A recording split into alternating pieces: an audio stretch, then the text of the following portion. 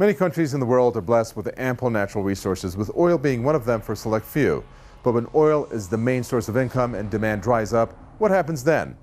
For those countries who are now affected by the glut in crude oil around the world, desperate times call for desperate measures, which for many means loans and assistance, which puts them into long-term debt and makes the bad situation worse. The negative pricing that you saw was a manifestation of the glut conditions in the U.S. oil market. There is vast oversupply, and there's so much supply that not only would you not get paid for your oil, you actually had to pay someone to take it off your hands. Some nations like Saudi Arabia, who are coincidentally partly to blame for the recent surplus of oil that's happening around the world and on the markets, well, it has promised that they will build up a future that will move away from the reliance on oil and seek other forms of sustenance. In Saudi Arabia, tourism represents 3.4% of GDP. So there's a huge opportunity to grow an industry that doesn't currently exist. Hello and welcome. This is Economic Divide and I'm Kaveh Tahlaei. In the second part of our mini saga on oil, we are going to take a look at how nations can supplement their incomes in situations where the market for oil dries up, and also what they can do to guarantee their long-term futures with alternative means of revenue. So sit back, relax, enjoy the show, and remember, we want to hear from you. So don't forget to check out our Twitter page, @ED_program, and drop us a comment, thought, or suggestion. We would love to hear about what's happening in your corner of the world. Now, many nations that are reliant on oil for their income have been given a hard thump due to the COVID-19 outbreak. One such case is Nigeria, who with 2 million barrels of oil per day in normal circumstances has now had to request an emergency loan to the sum of $7 billion from various lenders. Iraq, the world's fourth largest oil producer with some 4.5 million barrels of oil per day, is also in trouble, as 90% of their national income comes from oil production. With internal issues ranging from Daesh terrorists in their country, as well as internal conflicts, this is a situation that Iraq clearly could do without right now.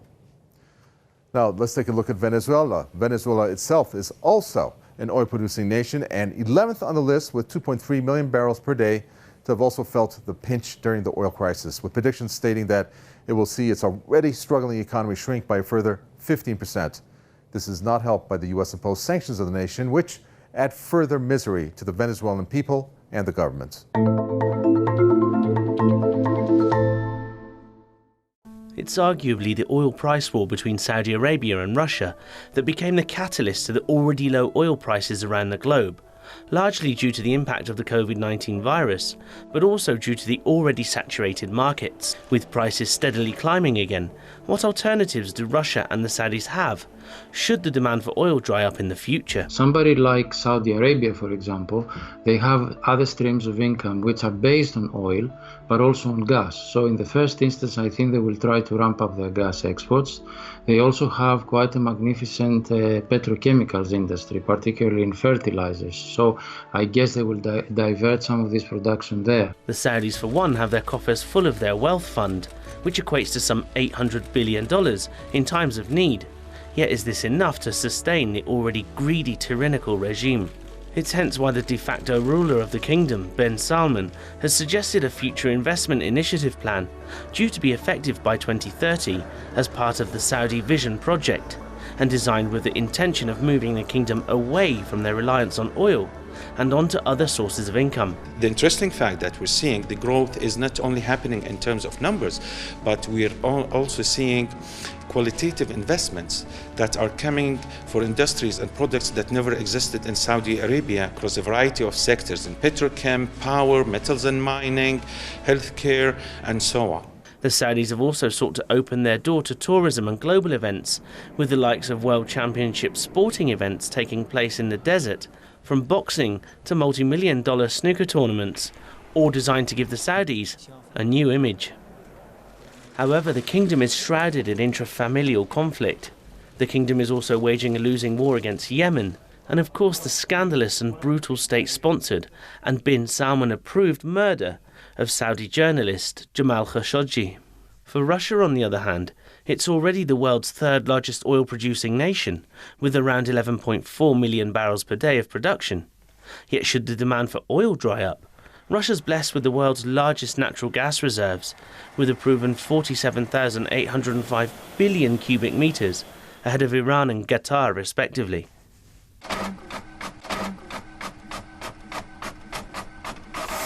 West Asia has seen a mixed bag of outcomes due to the collapse in oil prices, with the United Arab Emirates, and in particular Dubai, suffering from the situation. One of the biggest hits to its economy is the delay of the Dubai 2020 Expo, which would have seen some roughly 20 million visitors, based on some accounts that they have said, attend the fair, showcasing some 192 different countries. Now, Dubai has also seen its index drop to a record low, the number 45.2, down for a third successive month. This has been aided and abetted by highly reduced income from the likes of Emirates Airlines, and also from the trend of working from home. Furthermore, it has seen a $10 billion investment in technology and innovation fall apart due to a slowdown of the Emirati economy. Now, across the Persian Gulf, however, things look different for Iran, itself a major global oil and gas producer. Already having to seek alternative sources of income due to U.S.-imposed sanctions, the need for other sources of income is nothing new to Iran, with manufacturing, for example, at this point up by 14% over the last year, as well as 630,000 new jobs to be created in the expanding national mining industry.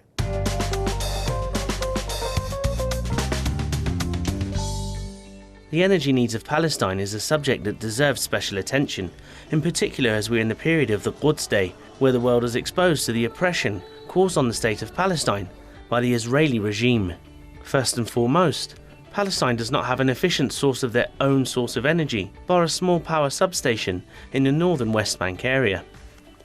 Currently it's the IEC, or Israel Electric Corporation, that supplies the Palestinian territory with electricity, which sees the West Bank requiring some 3,700 gigawatts per hour, and Gaza with 1,670 gigawatts per hour, respectively. It's this grip on power that hence allows the Israeli regime to control the ability for the Palestinians to thrive and live normal lives, which to date still sees Palestine suffering from lack of energy, leading to blackouts, and puts at risk many entities that rely heavily on the power, such as hospitals, factories and schools. In fact, the lack of power has led to certain factories being forced to cease production and close their doors, meaning that once again that the Israeli regime has an indirect control on Palestine through the supply of its energy and the choking grip on their borders, which essentially sees the slow and steady decline of Palestine.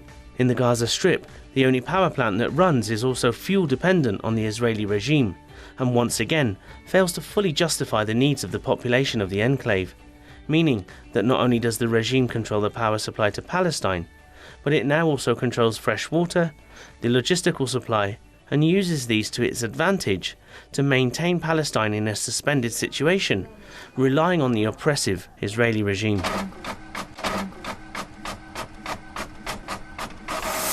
Mohan Abedin joins us now. He's our current affairs and impact analyst to tell us about oil. Thank you. Okay, our second program on oil and, of course, oversupply and pricing. Go ahead. Yes. Well, yeah, this is clearly one of the biggest, if not the biggest news story right now. These huge reserves of oil just sitting still.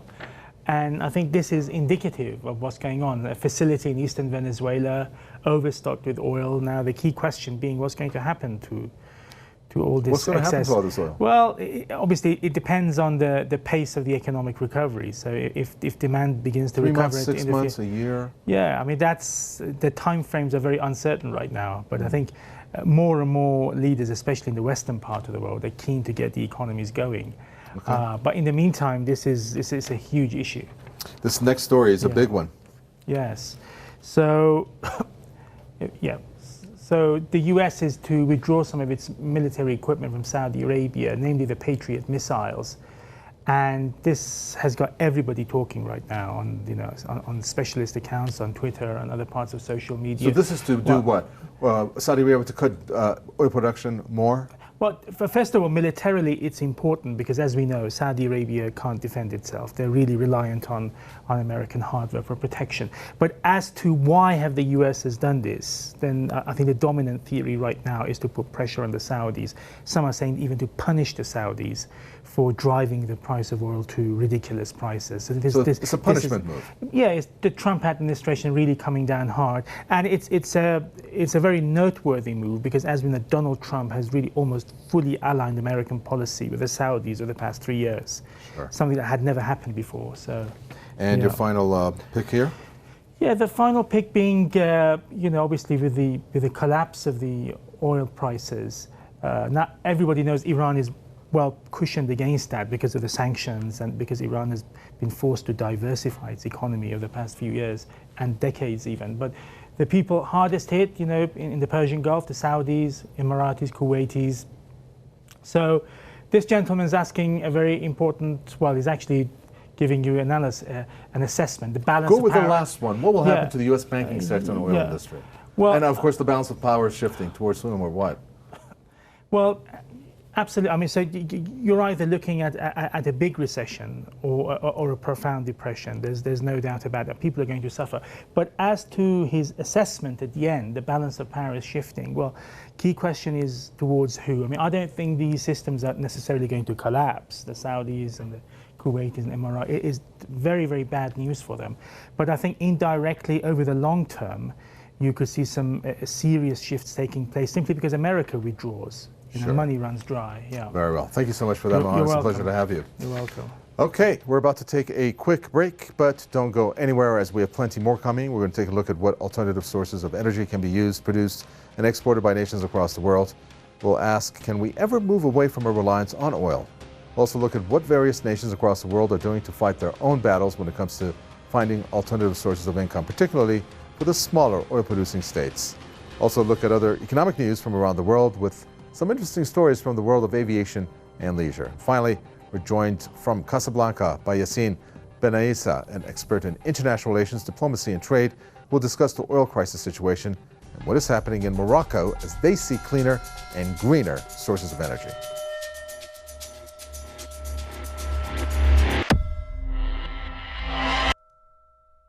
Welcome back to Economic Divide with me, Kavitah Wahi. Now, in this week's show, we are looking at how nations that rely on oil and gas for their income are having to turn to alternative sources of energy and income in order to make ends meet. Now, joining me on the show is Yassine Benaissa, an expert on international relations, diplomacy, and trade from Casablanca in Morocco. Yassine, many thanks for joining us today. Thank you for having me. It's a pleasure. Well, let's first look at how oil is seen as a major income source for the likes of Saudi Arabia. And of course, we can talk about others. But what alternative sources of energy do you think is out there at their disposal? And how can they overcome the notion that many of those require oil and oil byproducts to meet their demands? Well, it's a pretty complex question, and I think for the sake of today's topic, it's better to narrow it down to the GCC region that can be basically subdivided, let's say, into three main categories. You'll have Qatar, Kuwait, and the UAE on one hand, who have more or less a diversified economy, and they're going to be able to rely on both fiscal and monetary leverages. On the other hand, you'll have Bahrain and Oman, who are in economic dire straits, and the situation has been lasting since pre-COVID-19. And those countries will have to turn to international financial markets to get financed in the future if things continue this way. And lastly, you have Saudi Arabia, of course, that stands on its own. It can rely on its foreign exchange reserves, which are approximately $500 billion, and also its sovereign wealth fund, which is $300 billion. So you combine both of those and you have an $800 billion firepower that they can actually use for the economy. But the problem is it comes on the backdrop of a lot of different issues for Saudi Arabia, including family feuds, you have the Yemeni war, and you have possible social unrest. So it's going to be very interesting to see how all this unfolds for the region.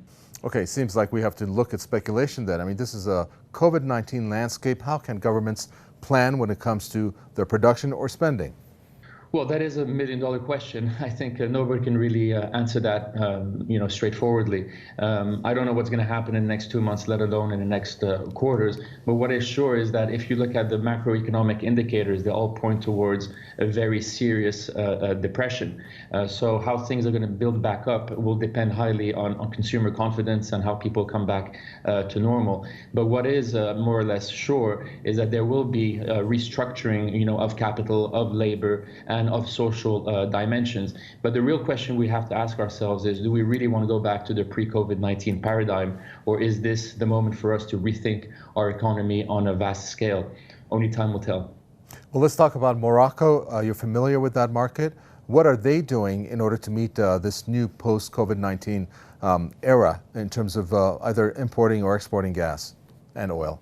Well, the strategy was pretty bold a couple of decades back, set up by our King Mohammed VI, because at the time producing energy from renewables was very expensive. But we see the clear results today, where we're importing all of our energy a couple of years back. Now we produce 30% of that energy through green energy, and we're aiming at producing 50% of it by 2030. But what's even more interesting is how we'll be able to play a very strategic role for Africa and neighboring countries in the new energy security paradigm, that's going to be basically brought upon us by the COVID-19.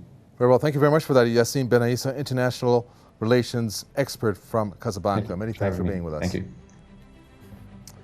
Well, those are high aspirations, 50% in terms of exports. Well, let's now take a look at alternative sources of energy on a wider global scale in our next report.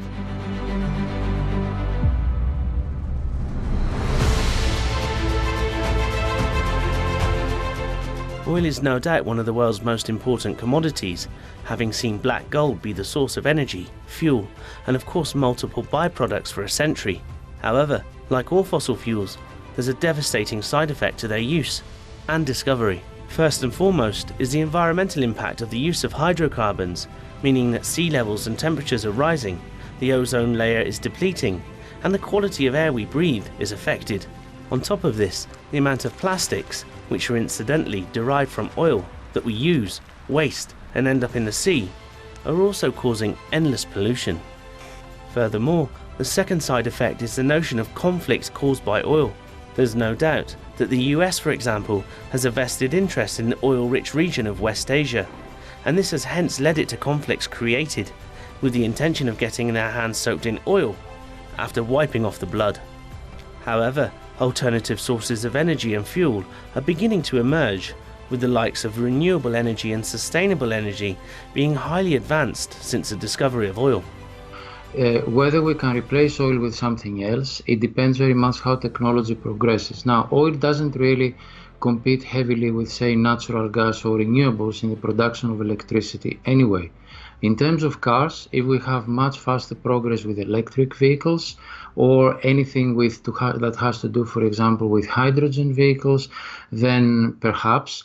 But I think the technology is still not as efficient as oil is. It is much easier to have around a tank of petrol in your car and will take you 500 kilometers. With the likes of solar farms, as found in Morocco, that are now contributing to some 30% of the nation's energy needs, to the use of wind farms, hydroelectric dams, and to the use of thermal energy, it seems that green is fast becoming the new black. Could this then lead to the term green gold becoming coined, as awareness is raised to a higher and more public profile, with the likes of Greta Thunberg paving the way? It's a very feasible notion that the future could see alternative sources of clean fuel become the norm. One of the most affected industries from the COVID-19 outbreak is the airline industry, and one that contributes to the environmental factors that we've just been talking about. So could we then one day see airlines turning to alternative sources of fuel for cleaner, greener and more efficient flights? The only alternative that the aviation industry is looking into are biofuels. But again, biofuels have other issues with them. First of all, are they going to behave chemically as well as jet kerosene? And secondly, will we have a big enough stream production, if you like, to produce that biofuel? Are we going to use a food crop to produce it or something else, perhaps second or third generation? So biofuels into aviation, possibly a great future, but not in the immediate future, I would think. By having the means to seek, discover and develop new sources of fuel, the future could well be very different from today. But for now, as a cheaper and more viable option, it seems very much likely that we're going to continue to pump.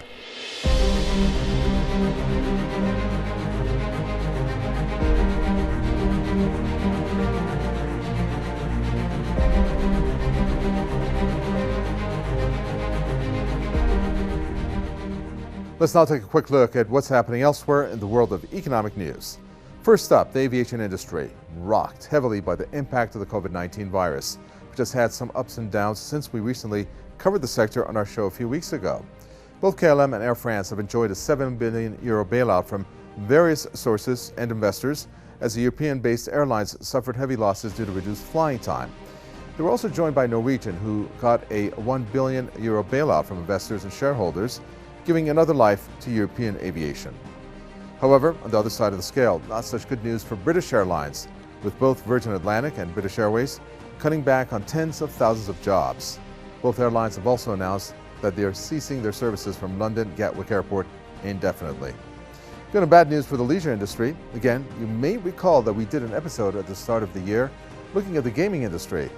Well, since the lockdown, both EA Sports, the maker of games like FIFA 20, and Activision, maker of games such as Call of Duty, have both reported record sales since COVID-19 impacted, and both have reported gains in the region of around $1.4 billion each. Not all is fun and games, however, with Disney announcing that the lockdown, social distancing, and lack of travel has seen the theme parks lose $1.4 billion in revenue, causing huge worries for the seasonal staff across the Disney franchise. Let's now move over to our next report, where we examine what smaller oil-producing nations are doing to cope with the loss of business and see how they may recover.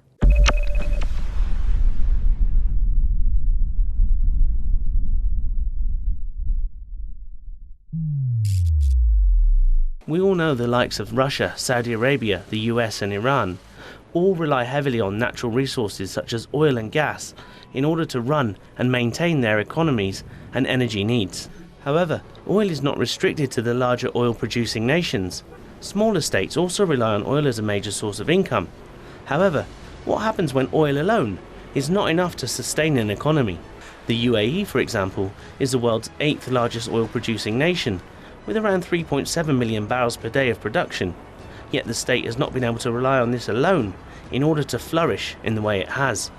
Dubai and Abu Dhabi, for example, have both sought alternative sources of income in order to maintain their economic needs, and both have seen huge investment from abroad in the likes of tourism, aviation and services. Seen substantial reduction, up to 25% of the oil demand in the world.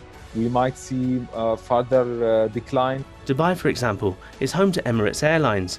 With its fleet nearly approaching 300 aircraft, it's spanned the world with its connections and has seen Dubai Airport as a hub, bringing billions of income through both passenger and cargo air traffic alike. Furthermore, business and investment is an integral part of the Dubai economy through banking and technology, and has recently seen the need to postpone the Dubai 2020 World Fair, which would have seen up to 20 million people in attendance, showboating stalls from over 192 countries from around the world. My belief is it does make any difference, Expo, for Dubai. Dubai is already an established brand. In the whole of Middle East, Africa, Indian subcontinent, there's no city like this. Staying in the Persian Gulf region, Qatar also has to seek alternative sources of income, as its oil production rate is surprisingly low for such a prestigiously located peninsula in the Persian Gulf. However, with only 1.7 million barrels per day and 17th on the world's list of oil-producing nations, Qatar has had to find alternative sources of income and has hence seen its gas reserves, which, as mentioned earlier, are the third largest in the world, become the main point of income for the state. Furthermore, it too has seen its national airline become a global flagship for success in terms of contributing to the economy, as well as being nominated for the FIFA World Cup, which again will likely see the state earn billions in revenue. Whereas smaller nation states with oil are remarkably comfortable in terms of wealth and quality of life, they too need to find an alternative source of income, and to be able to plan ahead for the day when oil becomes a chapter in the history books of time.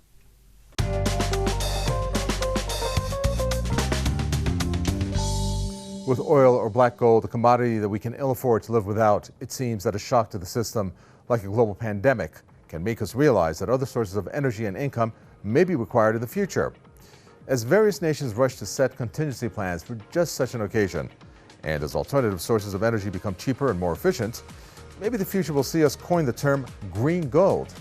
But until then, the world has to recover from the COVID-19 virus and assess where it lies in the meantime. Don't forget to send us your thoughts, pictures, and comments to our Twitter page @ED_program. And also don't forget, you can watch this show and all our previous episodes online through our website and catch-up service. I've been Kavit Tahway, and on behalf of myself and the whole team here at Economic Divide, thanks for watching. I'll see you again next time.